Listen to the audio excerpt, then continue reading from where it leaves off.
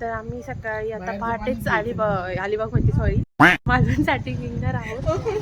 Hello everyone. तर स्वागत आहे तुमचं 5 अँड ट्रॅव्हलमध्ये. तर आज आपण मालवणची सफर करणार आहोत.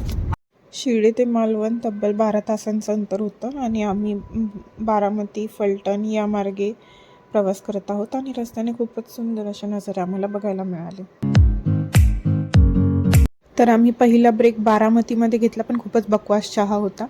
नंतर आता आम्ही पोहोचलोय मालवणला आणि आहा काय सुंदर नजारा आहे. समोरच समुद्र किनारा, कारमधनंच समुद्र बघायला मिळतोय, लाटा उसळताना दिसत आहेत. यापेक्षा सुंदर दृश्य आणखी काय असू शकतं.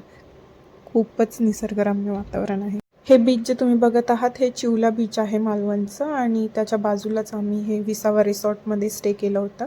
3500मध्ये आम्हाला ही रूम मिळालेली. ही छोटीशी रूम टूर तुम्हाला देत आहे आणि तुम्ही बार्गेनिंग करून आणखी कमी पण पैसे करू शकतात. आणि रूमच्या बाहेर बसायला जागा वगैरे आहे आणि बाहेर सुंदर असा बीच व्ह्यू आहे. खूपच सुंदर असा हा समुद्र किनारा आहे मालवणचा. खूपच नितळ पाणी आणि हवा पण खूप सुंदर अशी सुरू आहे. खूपच निसर्गरम्य वातावरण इथे आहे. मालवणमध्ये खूप सारे बीच आहेत, त्यापैकी चिवला, देवबाग आणि दांडी हे बीच फेमस आहेत. तर तुम्ही कुठल्याही बीचला व्हिजिट करू शकता. सगळं एकच समुद्रकिनारा आहे. द स्काय इज पिंक हे फक्त ऐकलं होतं आणि काही व्हिडिओजमध्ये बघितलं होतं, पण समोर हे बघताना खूप मस्त वाटत होतं. तर आम्ही थोडा आराम केल्यानंतर मग जेवायला गेलो. कोकणात आलो आणि उकडीचे मोदक खाल्ले नाही असं होऊच शकत नाही. त्यानंतर आम्ही थोडं नॉर्मल जेवण वगैरे केलं राजभोग या प्युअर व्हेज रेस्टॉरंटमध्ये. हा नायकांचा वाढू असा. तर आता आम्ही रात्री जेवण झाल्यानंतर जरा फेरफटका मारत आहे मालवणमध्ये. तर आता मला असा वाडा दिसला. जर कोणी रात्रीच खेळ चाले बघितला असेल तर ते रिलेट करू शकतात. आणि एक आम्हाला पार्टी दिसली इथे. लेडीज कामगार पाहिजे पण जेंट्स पण चालेल. कोई सेंस है इस बात की?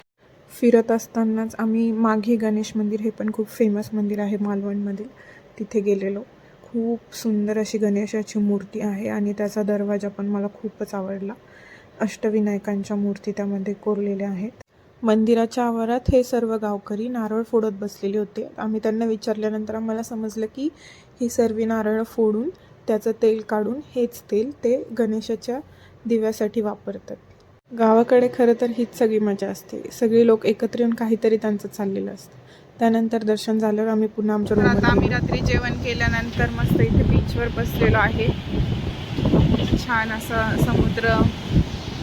समुद्राच्या लाटा येत आहे आणि इथे वारा पण खूप सुंदर सुटलेला आहे. कसं वाटतंय मम्मी तुला?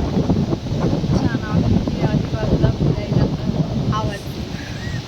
आम्ही इथं मालवणला फिरायला आल्यावर खूपच सुंदर दृश्य बघण्यास भेटले. रात्री समुद्राला भरती आलेली आहे आणि छान गार हवा सुटली आहे. आपण आता पप्पाला विचारू. पप्पा कसं वाटतंय तुम्हाला?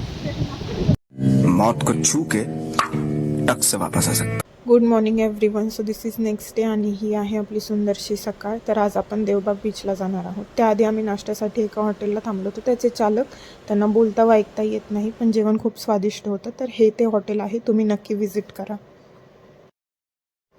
येस, तर आम्ही आलो आहोत अंकिता वालावलकर यांच्या होमस्टेला. आम्हाला देवबाग बीचला जाताना समजलं की याच रोडवर अंकिता वालावलकरांचं होमस्टे आहे. सो आम्ही ठरवलं की आपण इथे व्हिजिट करूया. इथे शोधायला थोडं अवघड होतं. गणगौरी म्हणून फेमस आहे इथे. त्याच्या बाजूला ही छोटीशी बोळ आहे, तिथून आत गेलं की तिचं होमस्टे आहे. खूपच सुंदर असं यांनी हे बनवलेलं आहे इथं व्यवस्थित. आणि हा फेमस स्पॉट जिथे लिहिलं आहे हैपोजी मारा, इथे आम्ही पण फोटो काढले. तर होमस्टेवर आम्ही अंकिताच्या मम्मीला भेटलो आणि मम्मी पप्पांनी पण त्यांच्याशी खूप गप्पा मारल्या.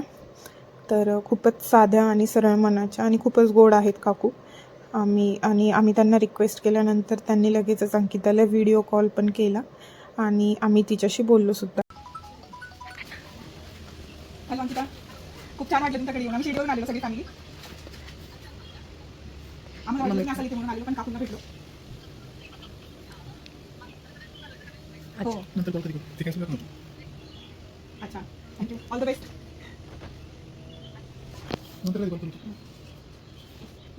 खूप सुंदर, खूपच छान आहे. त्यांना मम्मी नंबर दिला की नंतर कॉल करू शकतो. काय काय या परत हो नक्की नक्की. तुम्ही पण या सुट्टीला. बाय. थँक्यू.